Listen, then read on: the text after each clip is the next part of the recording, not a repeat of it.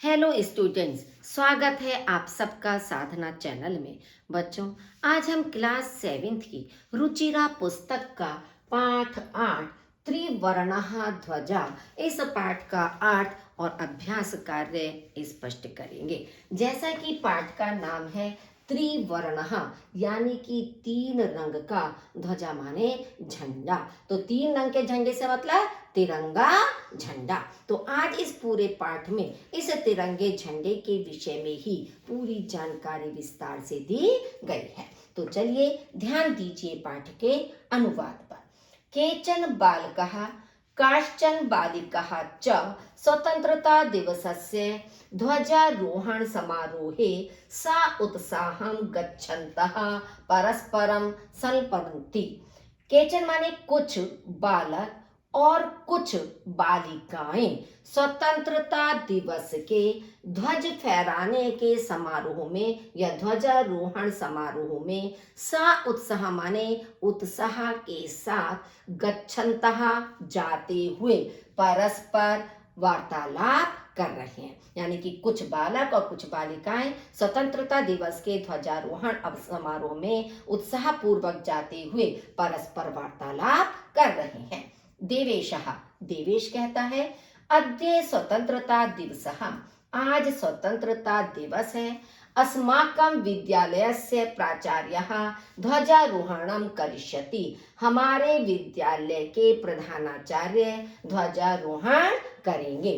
छात्राः च सांस्कृतिक कार्यक्रमान् प्रस्तोषयन्ति, और छात्र सांस्कृतिक कार्यक्रमों को प्रस्तोषयन्ति माने प्रस्तुत करेंगे। अन्ते च मोदकानि मिलिष्यन्ति, और अंत में लड्डू मिलेंगे। मोदकानि का मतलब लड्डू की, और अंत में लड्डू मिलिष्यन्ति माने मिलेंगे। डेविडः, डेविड कहता है, शुचि जानासि त्वं, हे शुचि तुम जानती हो, अस्माकं ध्वजः कीदृशः, हमारा झंडा कैसा है। शुचि, अस्माकं देशस्य ध्वजः त्रिवर्णः इति, हमारे देश का झंडा 3 रंग का है, यानी कि तिरंगा है। सलीमः, सलीम कहता है, रुचि अयं त्रिवर्णः कथम, हे रुचि यह तिरंगा कैसे। रुचि, अस्मिन् ध्वजे 3 वर्णाः सन्ति, इस झंडे में 3 रंग हैं, अतः त्रिवर्णः, इसलिए तिरंगा है।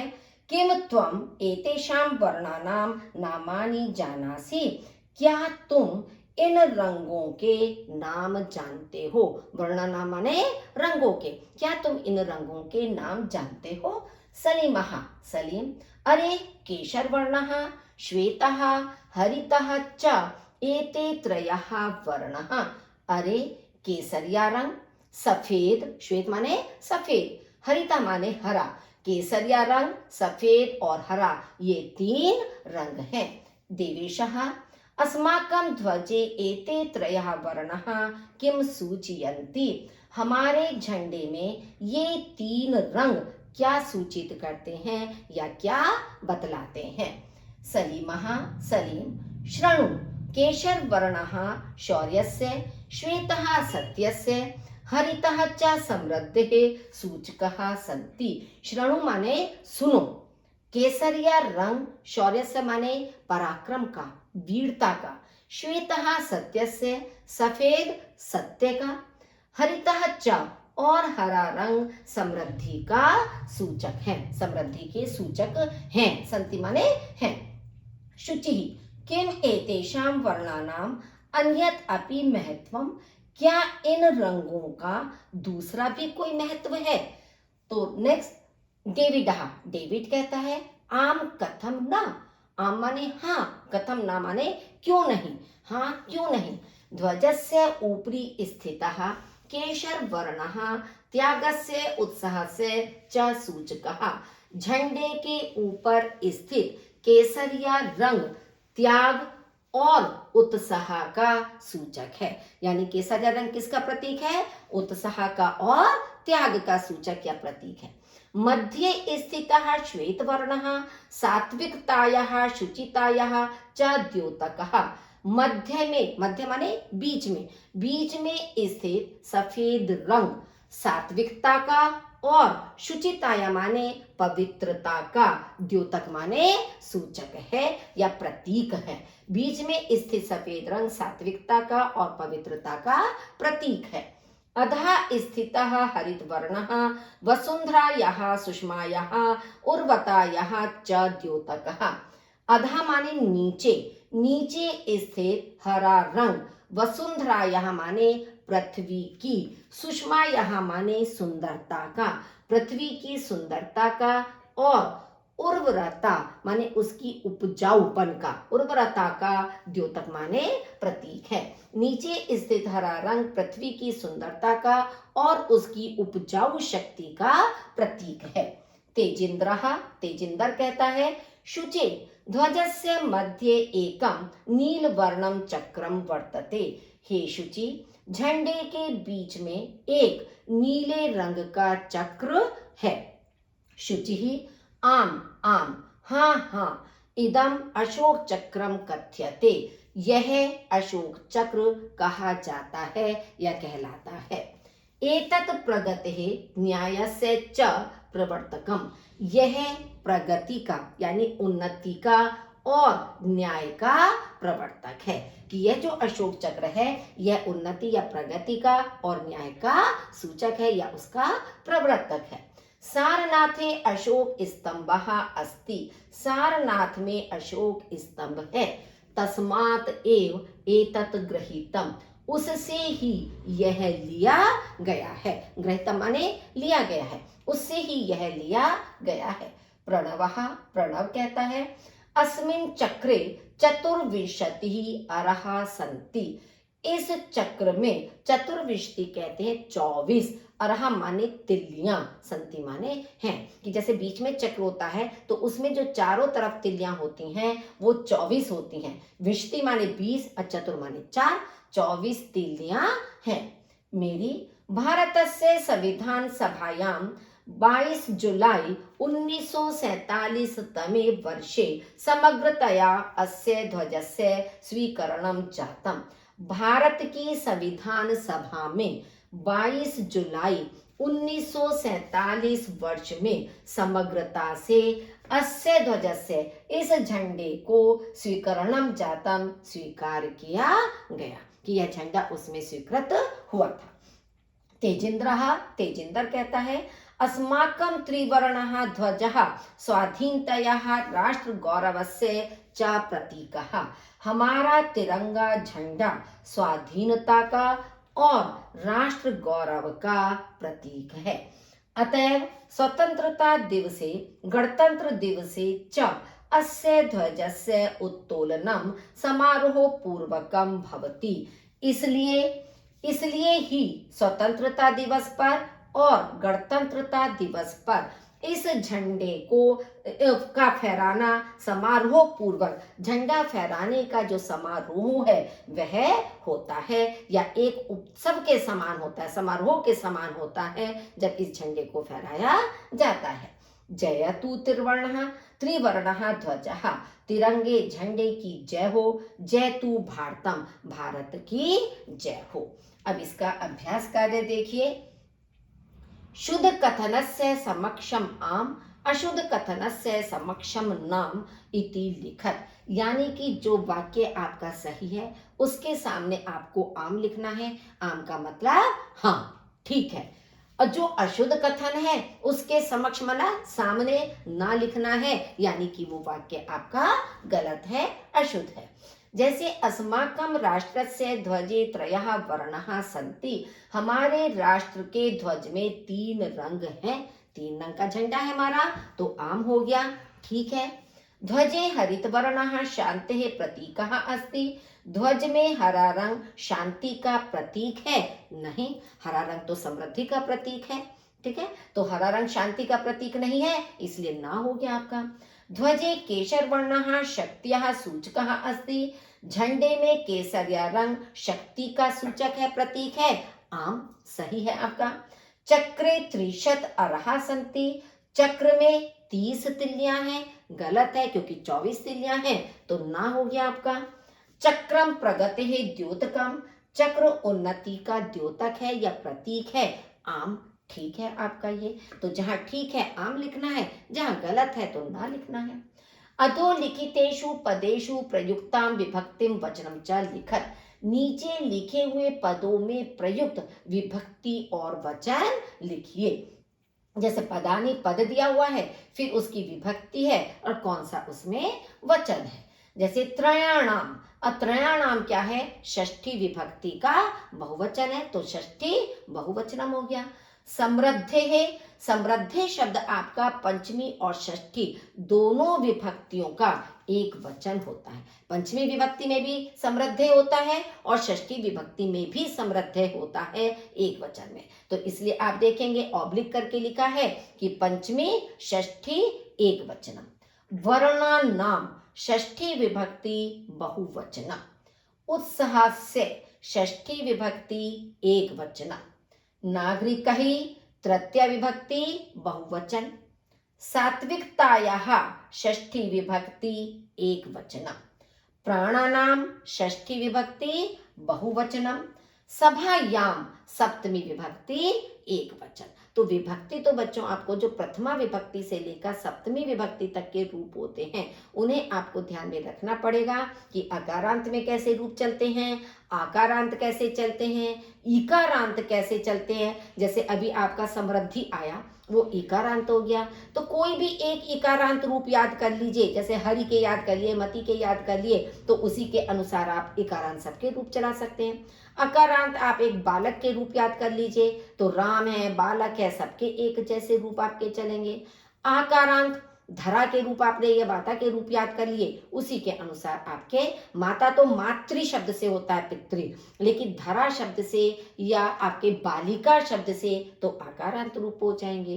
तो एक एक रूप आप हर तरह के अकारांत, आकारांत, इकारांत, ईकारांत, उकारांत इस तरह से याद कर लीजिए ताकि आप उसके अनुसार रूपों को चला सकें और इस तरह का प्रश्न कभी भी आपकी परीक्षा में आता है तो आप सरलता से उसको लिख सकें। एक पदे उत्तरत, एक पद में उत्तर दीजिए। अस्माकं ध्वजे कति वर्णाः सन्ति, हमारे झंडे में कितने रंग हैं। त्रयः, त्रयः माने तीन। त्रिवर्णे ध्वजे शक्त्यः सूचकः कः वर्णः, तिरंगे झंडे में शक्ति का प्रतीक कौन सा रंग है। केशर वर्णः यानी केसरिया रंग। अशोक चक्रम कस्य द्योतकम अस्ति, अशोक चक्र किसका प्रतीक है। धर्मस्य, धर्म का प्रतीक है। त्रिवर्णः ध्वजः कस्य प्रतीकः, तिरंगा झंडा किसका प्रतीक है। अब इसमें देखिए हम दो उत्तर लिख सकते हैं, खाली स्वाभिमानस से भी लिख सकते हैं, वरना बुक में जैसे आपका दिया है स्वाधीनतयः राष्ट्र गौरवस्य च, कि स्वाधीनता का और राष्ट्र गौरव का प्रतीक है। एक वाक्येन उत्तरत, एक वाक्य में उत्तर दीजिए। अस्माकं ध्वजस्य श्वेत वर्णः कस्य सूचकः अस्ति, हमारे झंडे का सफेद रंग किसका सूचक है। तो आप देखिए कि अस्माकं ध्वजस्य श्वेत वर्णः शुचितायाः, ये नीचे लगा के लिखा है, एक शब्द रह गया था लिखने से कि अस्माकं ध्वजस्य श्वेत वर्णः, पहले तो आप प्रश्न में से लिखेंगे इतना, फिर कस्य के बाद लिखेंगे सत्यस्य शुचितायाः च सूचकः अस्ति, कि सत्य का और पवित्रता का प्रतीक है। नेक्स्ट है अशोक स्तंभः कुत्र अस्ति, अशोक स्तंभ कहाँ है। अशोक स्तंभः सारनाथे अस्ति, अशोक स्तंभ सारनाथ में है। त्रिवर्ण ध्वजस्य उत्तोलनम कदा भवति, तिरंगे झंडे का फहराना कब होता है। उत्तोलनम माने फहराना, कि तिरंगे झंडे को कब फहराया जाता है, कदा माने कब। अब आप देखिए त्रिवर्ण ध्वजस्य उत्तोलनम, पहले ये दोनों शब्द आप प्रश्न में से लिखेंगे, फिर आप लिखेंगे स्वतंत्रता दिवसे गणतंत्र दिवसे च भवति, क्योंकि जगह कम होने के कारण हमने शॉर्ट में लिखा है, लेकिन ध्यान से देखिए और सुनिए कि त्रिवर्ण ध्वजस्य उत्तोलनम स्वतंत्रता दिवसे, गणतंत्र दिवसे च, फिर आपका आ जाएगा भवती, यानी तिरंगे झंडे का फहराना स्वतंत्रता दिवस पर और गणतंत्र दिवस पर होता है। अशोक चक्रे कति अरहा संति, अशोक चक्र में कितनी तिल्लियां हैं? अशोक चक्रे चतुर्विंशति अरहा संति, अशोक चक्र में 24 तिल्लियां हैं। नेक्स्ट है अधोलिखित वाक्येषु रेखांकित पदानि आधृत्य प्रश्न निर्माण कुरुत, नीचे लिखे हुए वाक्यों में रेखांकित पदों को, रेखांकित ये है मतलब जिनके नीचे लाइन बनी हुई है, रेखांकित पदों को पढ़कर प्रश्न निर्माण कीजिए। अस्माकं त्रिवर्ण ध्वजः विश्व विजयी भवेत्, हमारा तिरंगा झंडा विश्व विजयी हो। तो अब क्या है, हमारा कौन विश्व विजयी हो, तो कौन की संस्कृत होती है कहा, तो अस्माकं कहा विश्व विजयी भवे, कि हमारा कौन विश्व विजयी हो। स्वधर्मात् प्रमादम वयम न कुर्याम, अपने धर्म से प्रमाद हमें नहीं करना चाहिए। तो अपने धर्म से क्या हमें नहीं करना चाहिए और क्या की संस्कृत होती है किम, तो स्वधर्मात् किम वयम न कुर्यात्, मतलब जहां रेखांकित पद है उसी जगह पर आपको प्रश्नवाचक शब्द का प्रयोग करना है।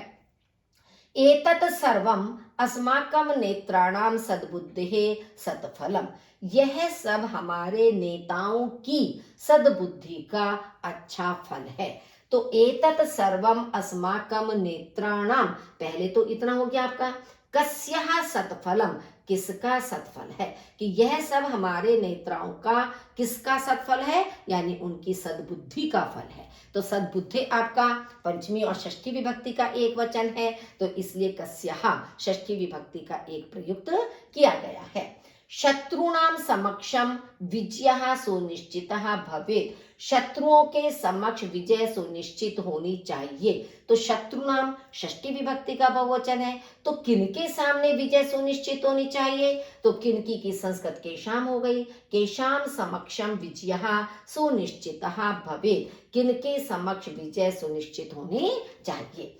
नेक्स्ट है उदाहरण अनुसारम समुचित ही पदहि रिक्त स्थानानि पूर्यत, उदाहरण के अनुसार समुचित पदों से रिक्त स्थान की पूर्ति कीजिए। जैसे शब्द हैं, फिर विभक्ति, एक वचन, द्विवचन और बहुवचन।